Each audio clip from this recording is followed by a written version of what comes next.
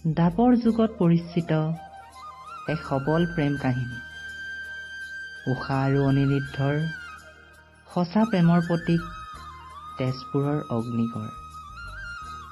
ভগৱান শ্ৰীকৃষ্ণৰ নাতি বান ৰজাৰ জীয়ৰী উষা, সখী চিত্ৰলেখাৰ বন্ধুত্বৰ এনাজৰী, সাক্ষী হিচাপে এক সফল প্ৰেম কাহিনীৰে পৰিচিত ঐতিহাসিক তেজপুৰৰ অগ্নিগড়। তেন্তে আহক বন্ধুসকল, আজি আমি এই পবিত্ৰ প্ৰেম কাহিনী ভিডিঅ'টো সম্পূৰ্ণভাৱে উপভোগ কৰোঁ। হেল্ল' বন্ধুসকল, এতিয়া আমি আহি পালোঁ অগ্নিগড়। আহক আমি ওপৰলৈ গৈ থাকোঁ। তেজপুৰ চহৰখনৰ পৰা প্ৰায় 3 কিলোমিটাৰ আঁতৰত অগ্নিগড় পাহাৰটো অৱস্থিত। আৰু আপোনালোকেতো জানেই মোৰ দেউতাৰ জন্মস্থান তেজপুৰ, গতিকে গাইড হিচাপে দেউতাটো আছেই লগত। এতিয়া আমি আচল কাহিনীটোলৈ যাওঁ। অগ্নিগড় এটা গড়। সেই সময়ত শোণিতপুৰৰ মহাপ্ৰতাপী বান ৰজাৰ জীয়ৰী উষা দেৱী অপূৰ্ব সুন্দৰী আছিল, আৰু সেইবাবে তেওঁক সুৰক্ষা হিচাপে এটা গড়ৰ ভিতৰত ৰখা হৈছিল, আৰু গড়টোৰ চাৰিওদিশে অগ্নি জ্বলাই থোৱা হৈছিল, মানে জুই। আৰু জুয়ে পৰিপূৰ্ণ গড়টোৰ নাম দিয়া হৈছিল অগ্নিগড়। এতিয়া জানো আহক আমি বান ৰজা কোন। ভগৱানৰ একমাত্ৰ ভক্ত প্ৰহ্লাদ, হয়তো সকলোৱে নামটো শুনিছে। হিৰণ্যকশিপুৰৰ পুত্ৰ প্ৰহ্লাদ, আৰু প্ৰহ্লাদৰ পুত্ৰৰ নাম হৈছে বিৰোচন। বিৰোচনৰ পুতেকৰ নাম হৈছে তিনি লোকৰ প্ৰতাপী ৰজা বলি, আৰু বলিৰ পুতেই হৈছে আমাৰ বান ৰজা। তেনেহ'লে আপোনালোকেতো আমাৰ প্ৰহ্লাদৰ কাহিনীটো শুনিছে নিশ্চয়। আৰু সেই প্ৰতাপী বান ৰজাৰ জীয়ৰীয়ে আছিল উষা দেৱী। আৰু বান ৰজা শিৱৰ পৰম ভক্ত আছিল।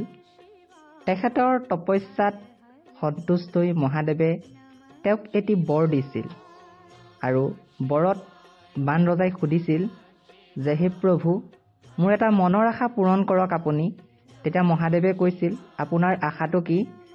তেতিয়া বান ৰজাই কৈছিল, মোক এনেকুৱা এজন যোদ্ধাৰ সৈতে যুঁজ কৰিব দিয়ক যি মোৰ সমপক্ষ হয়। তেতিয়া তথাস্তু কৈ মহাদেৱে বান ৰজাক কৈছিল, অতি শীঘ্ৰে তোমাৰ সমপক্ষ যোদ্ধাৰ লগত তোমাৰ যুঁজ হ'ব। আৰু সেই সময়ত বান ৰজাৰ সমপক্ষ এজনেই যোদ্ধা আছিল, সেইজন আছিল আমাৰ ভগৱান শ্ৰীকৃষ্ণ। আৰু অতি শীঘ্ৰেই মহাদেৱৰ বৰ সফল হৈছিল। আমাৰ উষা দেৱীয়ে নিতৌ মা ভৈৰৱীৰ পূজা অৰ্চনা কৰিছিল, আৰু তেওঁ পূজাত সন্তুষ্ট হৈ মা ভৈৰৱীয়ে তেওঁক স্বপ্নত আহি দেখাইছিল যে অতি শীঘ্ৰে এজন সুন্দৰ ৰাজকুমাৰ তোমাৰ সপোনত আহিব বুলি। আৰু দেৱীৰ কথা মতেই শ্ৰীকৃষ্ণৰ নাতি অনিৰুদ্ধ উষা দেৱীৰ সপোনত আহিছিল। আৰু প্ৰথম সপোনত দেখোঁতেই তেওঁ অনিৰুদ্ধক ভাল পাই পেলাইছিল। আৰু সেই সময়ত তেওঁ সখী আছিল চিত্ৰলেখা। চিত্ৰলেখা আছিল তেওঁ বান ৰজাৰ সেনাপতিৰ জীয়াৰী। আৰু এই চিত্ৰলেখাই ব্ৰহ্মাৰ পৰা এটি বৰ লাভ কৰিছিল। তেওঁ যিকোনো মুহূৰ্ততে যিকোনো ৰূপ ধাৰণ কৰিব পাৰে, আৰু মানুহৰ বৰণ অংগী ভংগী অনুযায়ীয়ে তেওঁ সকলো ব্যক্তিয়ে চিত্ৰ অংকন কৰি দিব পাৰে। আৰু সখী উষাই যেতিয়া চিত্ৰলেখাক কথাবোৰ বুজাই কৈছিল, তেতিয়া চিত্ৰলেখাই সকলোৰে ছবি অংকন কৰিবলৈ লাগিছিল। বহুত ছবি অংকন কৰাৰ পাছত শেষত অনিৰুদ্ধ ছবি অংকন কৰাত উষা দেৱীয়ে ক'লে, এইজনেই মোৰ সপোনৰ ৰাজকুমাৰজন সখী। মই তেওঁক মনে প্ৰাণে ভাল পাই পেলাইছোঁ। তুমি যদি মোৰ সঁচাকৈ সখী হোৱা, তেনেহ'লে তেওঁ মোৰ লগত বিয়া কৰাই দিয়া সোনকালে। তেতিয়া সখীৰ কথা শুনি চিত্ৰলেখা দুৱাৰকালৈ যাবলৈ সাজু হ'ল। সখী চিত্ৰলেখাই ৰাতিয়েই দুৱাৰকালৈ বুলি প্ৰস্থান কৰিলে, আৰু অনিৰুদ্ধ শয়ন কৰি থকাৰ অৱস্থাতে তেওঁক দুৱাৰকাৰ পৰা আমাৰ শোণিতপুৰলৈ তুলি আনিলে। সঁচা বন্ধুত্বৰ প্ৰমাণ দেখুৱাই চিত্ৰলেখাই উষা অনিৰুদ্ধৰ গন্ধৰ্ব বিবাহ সম্পূৰ্ণ কৰিলে।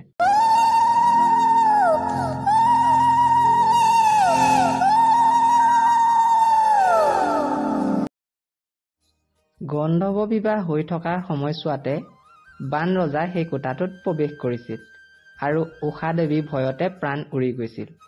তেতিয়া সখী চিত্ৰলেখাই লগালগ এটি ভোমোৰাৰ ৰূপ ধৰাই অনিৰুদ্ধক মালাপাতৰ ভিতৰত ভৰাই থৈছিল। উষা দেৱীয়ে মালাপাতলৈ বাৰে প্ৰতি চাই থকাৰ ফলত বান ৰজাৰ অলপ সন্দেহ হ'ল আৰু তেতিয়াই তেওঁ মন্ত্ৰৰ দ্বাৰা সেই ভোমোৰাটো মালাপাতৰ পৰা উলিয়াই অনিৰুদ্ধক আচল ৰূপলৈ আনিছিল। তেতিয়া অনিৰুদ্ধক তেওঁ সকলো পৰিচয় সোধাৰ পাছত অনিৰুদ্ধই কৈছিল, মই ভগৱান শ্ৰীকৃষ্ণৰ নাতি। আৰু তাৰ পাছতেই বান ৰজা আৰু অনিৰুদ্ধৰ মাজত ভীষণ যুদ্ধ আৰম্ভ হৈছিল। আৰু অনিৰুদ্ধ যিহেতু শ্ৰীকৃষ্ণৰ নাতি, তাতে বলোৰাম দাউৱে তেওঁক সৰুৰ পৰা অস্ত্ৰ শিক্ষা জ্ঞান দিছে, তেওঁ ইমান সহজতে হাৰ মনা নাছিল।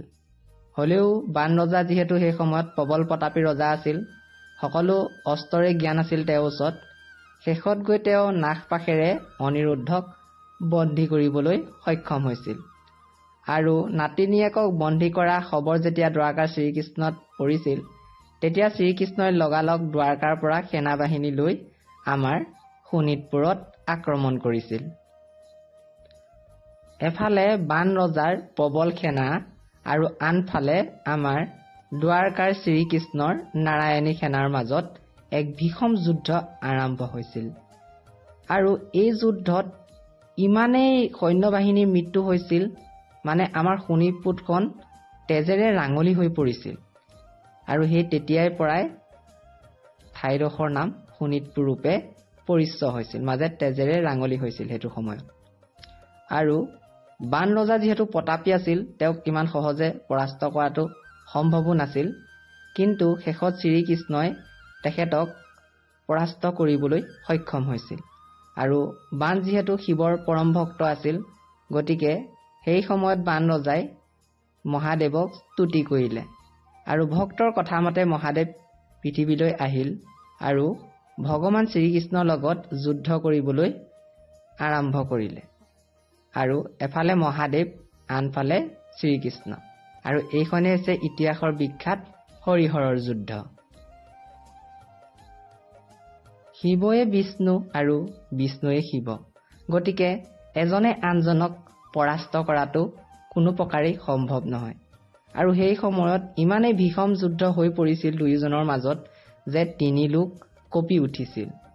শেষত ব্ৰহ্মা আহি তেওঁলোকক শান্ত কৰাইছিল।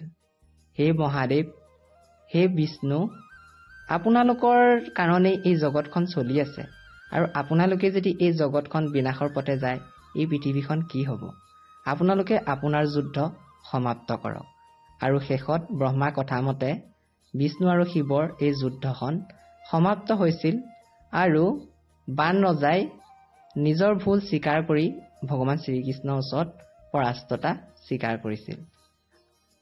আৰু দুয়োৰে মাজতে সন্ধি হৈ মিতিৰৰ সম্বন্ধ স্থাপন কৰি উষা অনিৰুদ্ধৰ বিবাহ সম্পূৰ্ণ কৰাইছিল। আৰু সেই সময়ত শ্ৰীকৃষ্ণই বান ৰজাক বধ কৰিব খোজা নাছিল, কিয়নো তেওঁ প্ৰহ্লাদক এটা আশীৰ্বাদ দিছিল যে তেওঁলোকৰ 18 পুৰুষলৈকে কেতিয়াও তেওঁ কাকো বধ নকৰে। আৰু বান ৰজা যিহেতু প্ৰহ্লাদৰ নাতিয়ে আছিল, সেইবাবে তেওঁ 18 পুৰুষক বধ কৰিব বিচৰা নাছিল। আৰু আপোনালোকে কাহিনীটো ভালদৰে চালেই। এতিয়া আমি অগ্নিগড় প্ৰাকখনৰ প্ৰাকৃতিক সৌন্দৰ্যতাবোৰ উপভোগ কৰোঁ, আহক।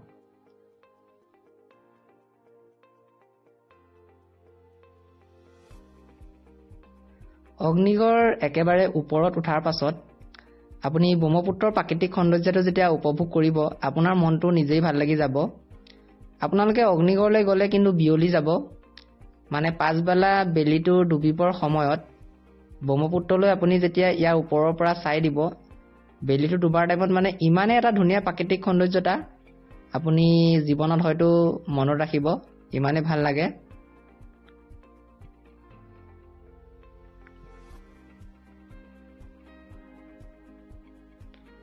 আৰু ইয়াৰ ওপৰৰ পৰা কলীয়া ভোমোৰা দলংখন ভালদৰে জিলিকি থাকে। চাওক, আমাৰ কেমেৰাটো আইফোন নহয় বাৰু, জেনেৰেল মোবাইলতে বনাইছোঁ, হ'লেও অলপ অলপ জিলিকি আছে, চাওক ভালদৰে। আৰু এই ঘৰটোৰ ওপৰত উঠাৰ পাছত আপুনি তেজপুৰ চহৰখন একদম ভালদৰে দেখিব ওচৰৰ পৰা। ভাল লাগিল আজিৰ দিনটো। ইয়াৰ পাছত আমি তললৈ আহিলোঁ। ইয়াত এখন মাৰ্কেট আছে সৰু। মই ভাগিনকেইটালৈ পুতলা দুটামান কিনি ল'লোঁ। সঁচাকৈ অগ্নিগড় ফুৰি বহুত ভাল লাগিল। আৰু আপোনালোকেও যদিও এক সফল প্ৰেম কাহিনী উপভোগ কৰিব বিচাৰে তেতিয়াহ'লে তেজপুৰলৈ আহিলে অগ্নিগড় নিশ্চয় ভিজিট কৰিব। আৰু মা দেউতাৰ লগত আজি এক মধুৰ সময় পাৰ কৰিলোঁ। দেউতাও বহুত দিনৰ মূৰত নিজৰ জন্মভূমিলৈ আহিছিল। তেওঁ মনটো যথেষ্ট ভাল লাগিল। ভাল লগা কেইখনমান ফটো স্মৃতি হিচাপে সাঁচি ৰাখিলোঁ।